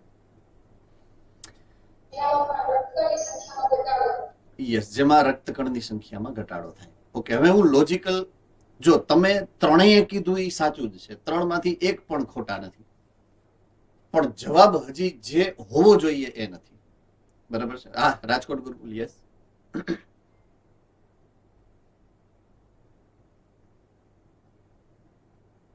હેલો. હા, બોલો બેટા. ઈ સિકલ સેલ એનેમિયા. હું ખાલી એનેમિયા પૂછું છું, એનેમિયાનો અર્થ. બરાબર છે? ઓકે, સમજાવું તમને હું. તમે જે પ્રમાણે મને વાત કરી એ પ્રમાણે કે રુધિરની અંદર આરબીસી ની સંખ્યા ઓછી થાય. ઓકે, રુધિરનો લાલ રંગ કોને કારણે છે? તો કે આરબીસી ને કારણે. બરાબર છે? તો રુધિરની લાલાશ ઓછી થાય. ઓકે, જો રુધિરની લાલાશ ઓછી થાય, હિમોગ્લોબિન એટલે કે આરબીસી ઓછા થાય, તો એની સરખામણીએ એમાં કાં તો શ્વેત કોષ છે અને કાં તો રુધિરની અંદર પ્લાઝમા એટલે કે રુધિર રસ છે. રુધિર રસનો લાક્ષણિક રંગ કેવો છે એ કોણ કહી શકે? હા, જુનાગઢ. આછો પીળો. તો જ્યારે રક્તકોષોની સંખ્યા ઓછી થશે એટલે એમાં આછા પીળા રંગનું રુધિર થશે. તો રુધિર જ્યારે પીળા કલરનું થઈ જાય એ પરિસ્થિતિને એનેમિયા કહેવાય. આઈ રિપીટ, રુધિરનો રંગ લાલમાંથી જો પીળો થાય, આ પરિસ્થિતિ માટે જે શબ્દ આપણે વાપરવાનો થાય એ શબ્દ એનેમિયા છે. એનેમિયા થવાનું એકમાત્ર કારણ આ છે એવું નથી. એનેમિયા થવાના ઘણા બધા કારણો હોઈ શકે. એક ઉદાહરણ તમે આપ્યું, સિકલ સેલ એનેમિયા. આરબીસી જો પોતાનો આકાર બદલે તો આરબીસી માં હિમોગ્લોબિન નું ડિનેચરેશન થાય એટલે કે વિઘટન થાય. એનો અર્થ એ છે કે એનો લાલ રંગનું પ્રમાણ ઓછું થાય, પીળાશ વધી જાય. એ પણ એક કારણ છે. એવા ઘણા બધા કારણો હોઈ શકે છે. બરાબર છે? એટલે એનેમિયા એક જ પ્રકારનો નથી. ટૂંકમાં એનેમિયાના ઘણા બધા પ્રકારો હોઈ શકે. એમાંથી એક એનેમિયા આને કારણે થાય, એક એનેમિયા સિકલ સેલ એનેમિયા છે. એવા બીજા ઘણા બધા એનેમિયા શબ્દ ઘણી બધી જગ્યાએ તમને જ્યાં આવે ત્યાં એ પરિસ્થિતિને કારણે થતા રુધિરના રંગનો બદલાવ છે એવું ગણવું. એટલે રુધિરના લાલમાંથી પીળા પડવાની ઘટનાને તમારે એનેમિયા કહેવાનું રહેશે. આવું યાદ રાખવાનું છે. ડન છે? ઓકે, હવે વાત છે કૃમિ દ્વારા ફેલાતા બીજા પ્રકારનો રોગ. બીજા પ્રકારના રોગનું નામ છે હાથી પગો, અથવા તો એનું બીજું નામ છે ફિલારિયાસિસ. ફાઇલેરિયલ કૃમિ દ્વારા થાય છે. આ ફિલારિયા કૃમિ દ્વારા થાય. પાછળ સિસ શબ્દ લગાડવાનો, આસિસ. બરાબર છે? તો ફિલારિયાસિસ, કારણ કે ફાઇલેરિયલ કૃમિ દ્વારા થાય આ રોગ, એટલે એનું નામ પડ્યું છે ફિલારિયાસિસ. ઓકે, રોગકારક સજીવ, જીવાણુની વુકેરેરિયા બેનક્રોફ્ટી, આખું વૈજ્ઞાનિક નામ છે એનું, વુકેરેરિયા બેનક્રોફ્ટી ઓર વુકેરેરિયા મેલેયી. મલય નામનો એક વિસ્તાર છે, મલય આર્કીપેલગી એવો શબ્દ આવ્યો હતો તમારે. બરાબર છે? ઇકોલોજીની અંદર યાદ કરજો, પાછું યાદ આવી જશે. બરાબર? તો મલય વિસ્તારમાંથી આ પ્રજાતિની શોધ થઈ વુકેરેરિયાની. બરાબર છે? એટલે એનું ઈ પ્રજાતિનું નામ એવું પડ્યું, જાતિનું નામ એવું પડ્યું. બીજું સામાન્ય નામ છે ફાઇલેરિયલ કૃમિ. બીજું નામ છે એનું ફાઇલેરિયલ કૃમિ, કારણ કે ફાઇલેરિયા થાય એનાથી. એનું દેશી ભાષામાં નામ છે હાથી પગો, એટલે હાથી પગાનું કૃમિ. આવા 3 નામ છે. આ એનું વૈજ્ઞાનિક નામ છે, આ એનું સામાન્ય નામ છે, અને આ એનું અતિ સામાન્ય નામ છે, હાથી પગો. એના લક્ષણ ઉપરથી ફેલાવો કઈ રીતના થાય? અગેન મચ્છર દ્વારા થાય. મચ્છર એનું દ્વિતીયક વાહક છે, અથવા તો ફેલાવો કરતું છે. દ્વિતીયક યજમાન અથવા તો વાહક યજમાન, સોરી. તો રોગ વાહક એનું કોણ છે? માદા મચ્છર. સ્વસ્થ વ્યક્તિને જ્યારે કરડે, સ્વસ્થ વ્યક્તિને કરડે એટલે કરડે છે એ સ્વસ્થ છે, પણ જેનું લોહી ચૂસીને આવ્યું છે મચ્છર, એ કેવો હતો? ચેપગ્રસ્ત હતો. તો એક ચેપગ્રસ્ત વ્યક્તિ હતો, એમાંથી લોહી ચૂસ્યું અને એ મચ્છર મને કરડે એટલે એના લાળ દ્વારા મારા શરીરમાં એ પ્રવેશે. તો માદા મચ્છર જે રોગવાહક છે એની અંદર ઓલરેડી આ કૃમિ છે. સ્વસ્થ વ્યક્તિને કરડે ત્યારે આ રોગકારક વ્યક્તિના શરીરમાં ફેલાય. ઓકે, સામાન્ય લક્ષણો. હવે આનો ટાર્ગેટ ઓર્ગન કોણ એની વાત કરવી પડે. તો અહીંયા ટાર્ગેટ ઓર્ગન બને છે લસિકા પેશી. કોણ બનશે? લસિકા પેશી. એનો ટાર્ગેટ ઓર્ગન લસિકા પેશી છે. જેમ ઓમાં યકૃત હતું મેલેરિયામાં, યકૃત અને આરબીસી, એમ અહીંયા છે લસિકા કોષો. લસિકા કોષો કરતા લસિકા ગ્રંથિ, લસિકા કોષો એ ફરે છે નોર્મલી. તો એમાંથી નોર્મલી ફરતા લસિકા કોષો છે ને એ તો ભક્ષક કોષો છે, ટી કોષો. સંગ્રહ પામતા કોષો કોણ છે? બી કોષો. એટલે એને સેલા ઓલા ભક્ષક કોષો તો ખાઈ જાય, એટલે એના માટે જે ટાર્ગેટ ઓર્ગન હશે એ બી કોષો હશે. ઓકે, હવે બી કોષો ફરતા નથી. બી કોષો લસિકા ગાંઠમાં હોય યુઝ્યુઅલી, એટલે એનો ટાર્ગેટ ઓર્ગન લસિકા ગાંઠ બને અથવા તો લસિકા ગ્રંથિઓ બને. ઓકે, તો હવે અહીંયા જે આપેલું છે એને પહેલા તો મેં તમને આનો મેથોડોલોજી સમજાવી. હવે જે અહીંયા આપ્યું છે એ સમજાવવાનો પ્રયત્ન કરું. પશ્ચ ઉપાંગ. પશ્ચ ઉપાંગ એટલે આ બે અગ્ર ઉપાંગ છે અને આ નીચે પગ છે એ પશ્ચ ઉપાંગ કહેવાય. તો પશ્ચ ઉપાંગની લસિકા વાહિનીઓમાં એ ધીમે ધીમે લાંબા સમયે સોજો ઉત્પન્ન કરે, વર્ષો સુધી આ પ્રક્રિયા કરે અને આ પગ છે એ જાડા જાડા થતા જાય. આવી રહ્યા જો અહીંયા હાથી જેવા જાડા થઈ જાય એટલે એને હાથી પગો કહેવાય છે.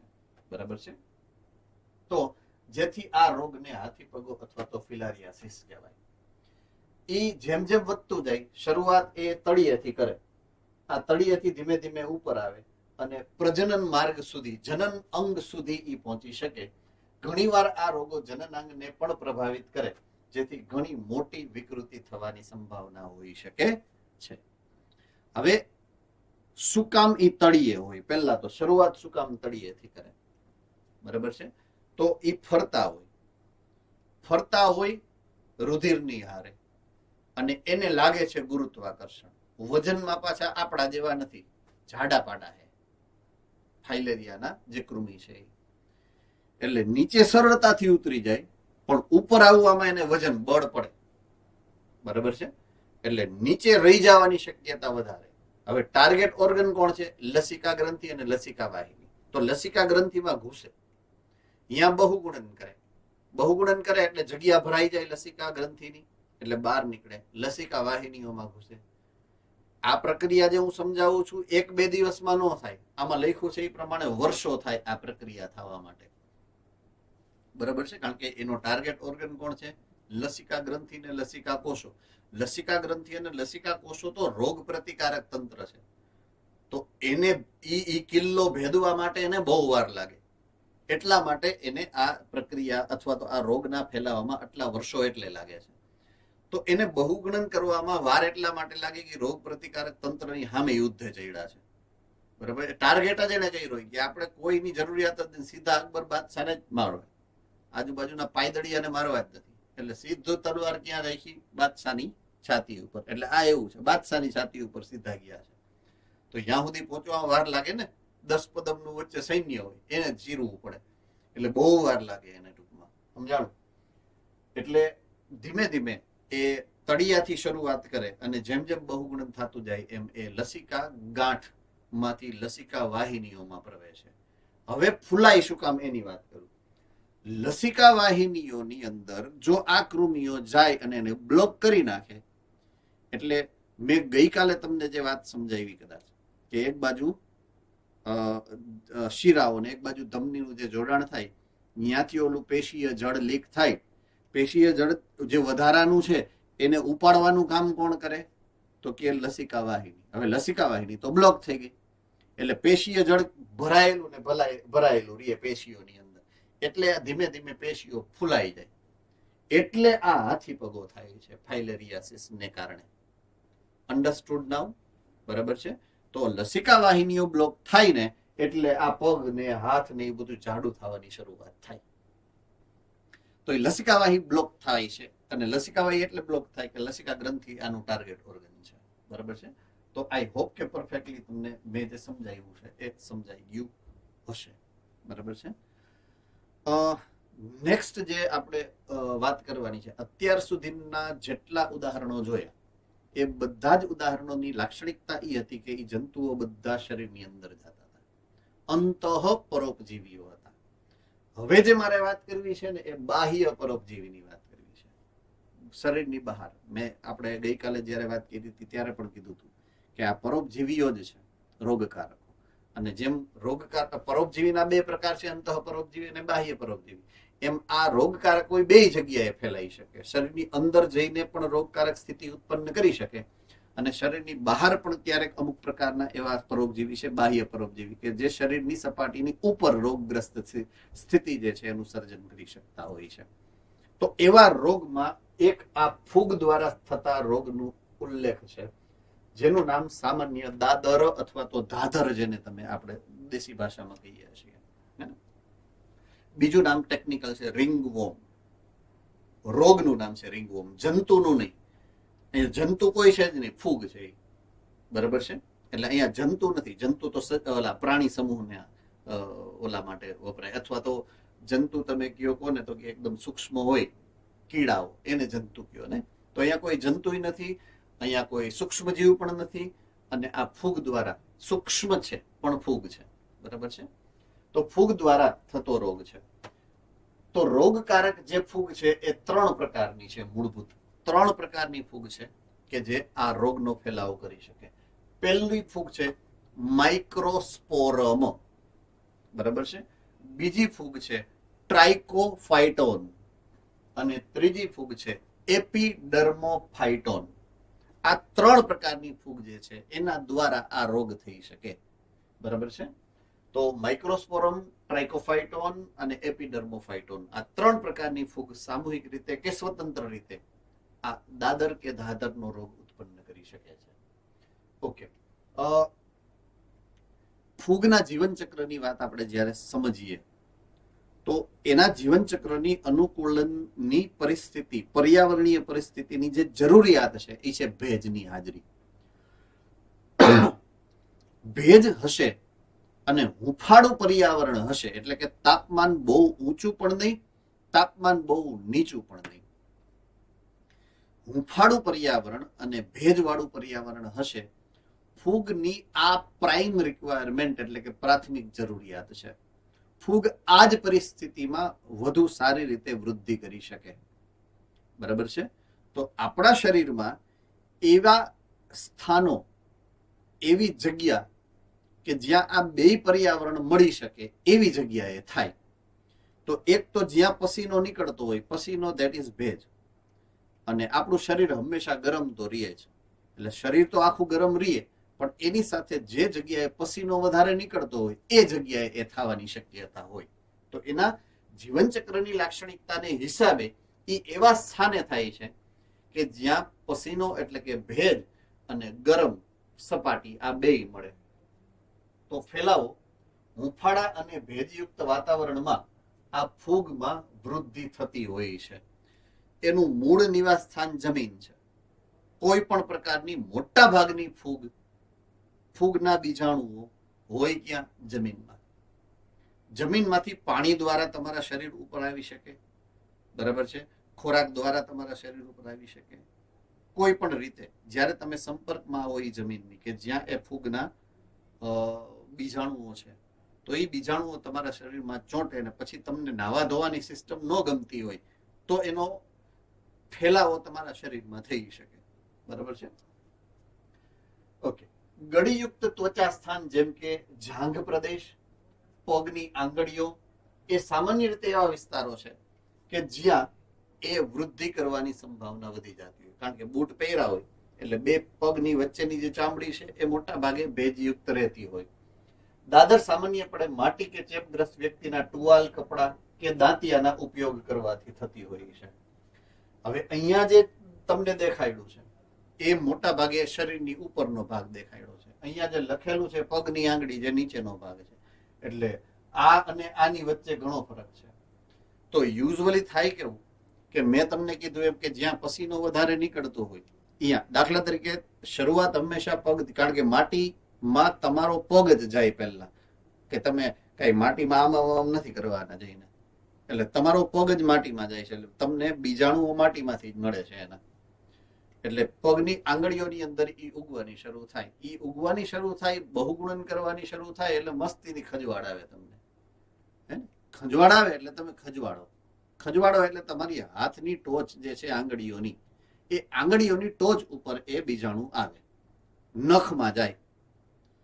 પછી યુઝ્યુઅલ કોર્સમાં જ્યારે આપણે બેઠા હોય, અત્યારે દાખલા તરીકે, તો જેને માથું દુખે એ આમ કરીને બેસી ગયા હોય, જેને માથું નથી દુખતું એ આમ કરતા હોય. યુઝ્યુઅલ ટેવ છે આપણી, થાય જ. તમે ન કરવી હોય તોય થાય, કોઈ પણ કરે. એટલે જે અહીંયા હતા એ બીજાણું હવે અહીંયા આવ્યા બધા, ક્યાં કોઈક ને કોઈક જગ્યાએ, રાઈટ? એટલે ઈ શરૂઆત એને પગના તળિયેથી કરી, પણ અહીંયા આવવામાં એને આપણે બહુ સરળતાથી મદદ કરીએ છીએ. અને આ ભાગ એવો છે કે જ્યાં સૌથી વધારે પસીનો નીકળતો હોય, એટલે એને અહીંયા ફાવટ વધારે છે પગમાં. ઘણા મોજા પહેરતા હોય, બૂટ પહેરતા હોય તો પગમાં વધારે થાય, અને ઉઘાડ પગા હોય એને માથે વધારે થાય. બરાબર છે? તો આ રીતે આ અહીંયાનો સીન છે. આ પછી આ ભાઈને અહીંયા માથામાંથી ધીમે ધીમે નીચે ઉતર્યું છે, આ ભાઈને અહીંયા માથા ઉપર છે. બરાબર છે? એટલે અહીંયા એને પસીનો સરસ મજાનો મળે છે, ઢાકેલું છે આપણે વાળથી, એટલે સરસ એને છાયા મળે છે. તાપમાન તો અહીંયા માથે જાજુ જ હોય બધાય. તમે આમ જનરલી માથું અને હાથ બે જોવો ને તો માથું વધારે તપેલું હોય, તો કારણ કે ગ્લુકોઝ અહીંયા વધારે વપરાતો હોય ને, એટલે અહીંયા ઉષ્મા ઉર્જા વધારે, એટલે આ ભાગ હંમેશા ગરમ વધારે હોય, એટલે આ ભાગમાં થવાની શક્યતા વધારે આપણા. ઓકે, સામાન્ય લક્ષણો.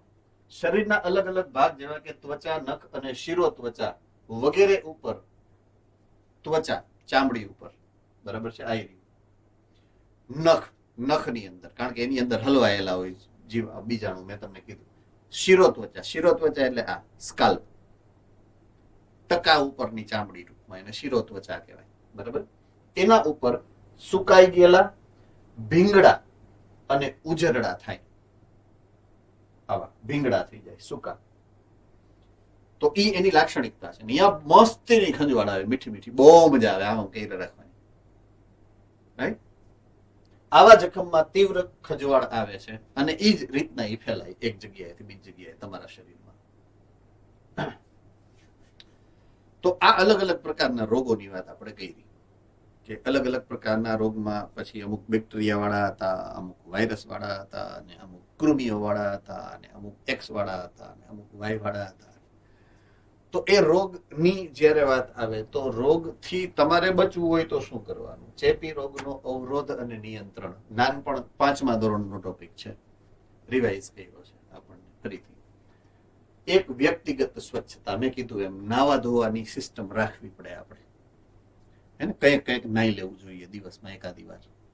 સવારે ફાવતું હોય તો સવારે, આપણી આજુબાજુને વાળા જો કઈ વાંધો ન હોય તો દરરોજ સાંજે નાવ તો ચાલે.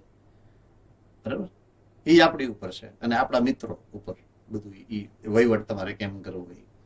તો વ્યક્તિગત સ્વચ્છતામાં પહેલું શરીરને ચોખ્ખું રાખવું, મેં કીધું એ સિસ્ટમ નાવા ધોવાની રાખવી પડે વ્યવસ્થિત. બીજું, પીવા માટે તમે જે પાણી, ખોરાક, શાકભાજી વગેરે છે ખાવા પીવાની વસ્તુ કોઈ પણ, એ ચોખ્ખી હોય એનું ધ્યાન રાખવું. આમ રેકડીમાંથી લીધું ને આમ સીધે થેલીમાંથી કાઢીને ખાવા નહીં માંડવાનું. એને વ્યવસ્થિત ધોવું, પેલા સાફ કરવું, વ્યવસ્થિત શક્ય હોય ત્યાં સુધી સુધારવું, અને પછી ખાવું, એવી સિસ્ટમ રાખવી હોય. બરાબર છે? તો જેને કારણે તમે રોગોથી બચી શકો છો. જાહેર જીવનની સ્વચ્છતા, આ તો વ્યક્તિગત સ્વચ્છતા હતી મેં જેની વાત કરી. તો જાહેર જીવનમાં આપણી આસપાસ જોવા મળતા જળાશયો, કુંડા, કુવા, ટાંકી જે પણ હોય, એની અંદર જે પાણી રહેતું હોય તો એ જગ્યાની સાફ સફાઈ સમયાંતરે થવી જોઈએ. બરાબર છે? બીજું, કચરો અને ઉત્સર્ગ પદાર્થો, એટલે સંડાસ બાથરૂમમાંથી નીકળે તોય વાંધો નહીં, ખાલી બાથરૂમમાંથી નીકળે તોય વાંધો નહીં, રસોડામાંથી નીકળતો કચરો હોય તોય વાંધો નહીં, એનો જે નિકાલ થવો જોઈએ એ પ્રોપરલી થવો જોઈએ, ખુલ્લામાં ન થવો જોઈએ.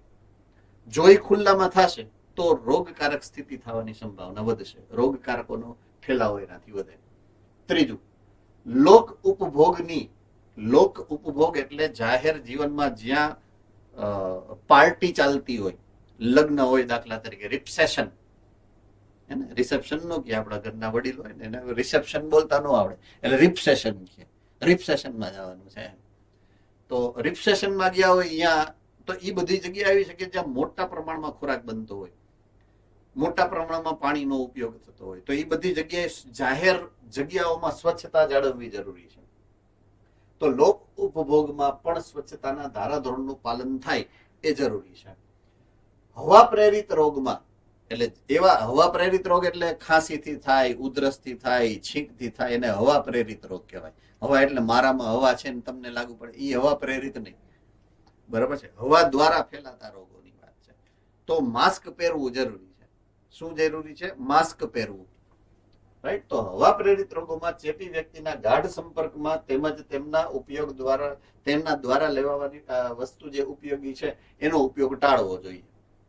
આપણે વચ્ચે ઓલી કોરોના આવ્યું ત્યારે બધાની સિસ્ટમ થઈ ગઈ હતી ને મોઢું બાંધીને જ કરવાનું, કારણ કે એ હવાથી ફેલાતો હતો. એટલે કીટક દ્વારા ફેલાતા રોગમાં કીટક ન થાય એવી બાબતોની ધ્યાન રાખવી પડે. તો કીટક ન થાય એના માટે થઈને ઘણી બધી બાબતોની ચર્ચા આપણે કરવી પડશે, બરાબર છે.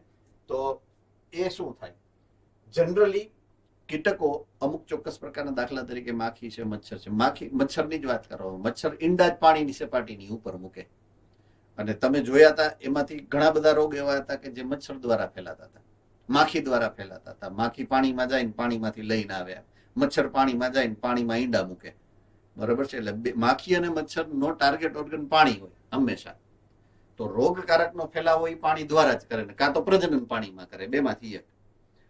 તો પાણીના જે જળાશય અથવા તો પાણીના જે સ્ત્રોતો છે એ હંમેશા તમારે કેવા રાખવા પડે? સાફ અથવા તો ઢાંકેલા, અથવા તો એની માખી મચ્છર એના સુધી ન પહોંચે એની જાળવણી કરવી પડે. તો કીટક દ્વારા ફેલાતા રોગોમાં મહત્વની બાબત એ છે કે રોગવાહક અને તેના પ્રજનન સ્થળ એટલે પાણીની સપાટી, એનું નિયંત્રણ, અને જો થાય તો એનો નાશ કરવો જરૂરી છે.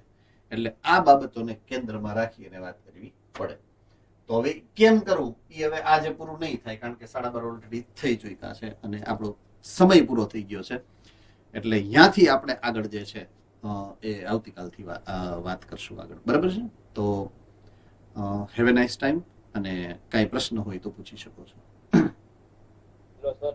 હા બોલો બેટા. ડેન્ગ્યુ અને ચિકનગુનિયા મોડ્યુલમાં આપેલા છે. હા, ડેન્ગ્યુ અને ચિકનગુનિયા એ બંને મોડ્યુલમાં આપેલા છે, જે તમારા રેફરન્સ માટેના છે અને એ નવા ઉમેરેલા છે, બરાબર છે. એટલે એ હું તમને કરાવી દઈશ, નો પ્રોબ્લેમ. નેક્સ્ટ ઓલામાં લઈ લઈશ, કોઈ ઇશ્યુ નથી, બરાબર. હતા નહીં કોર્સમાં અને હવે ઉમેરેલા છે. જૂના કોર્સમાં નહોતા, નવા કોર્સમાં આવી ગયા છે, એવું છે. એટલે જૂના કોર્સની સ્લાઇડ છે એટલે કદાચ એની અંદર ઉમેરાથી હું જોઈ લઉં છું, ઉમેરી નાખું છું, બરાબર. ઓકે, બીજા કોઈને કઈ પ્રશ્ન? હા બોલો. જુનાગઢ સેન્ટર. આપણે બુકેર એરિયા ક્રોમીનું જોયું, એમાં હાથીપગો છે, એમાં વાહક મચ્છર માદા મચ્છર ક્યુલેક્સ. હા ક્યુલેક્સ. મોડ્યુલમાં છે. હા ના, મોડ્યુલમાં નથી, મોડ્યુલમાં ક્યુલેક્સ મચ્છર છે, ક્યુલેક્સ છે. ક્યુલેક્સ છે. એનોફિલિસ નથી એમાં. એનોફિલિસ આમાં પ્લાઝ્મોડિયમ માટે જ લાગુ પડે, બરાબર છે.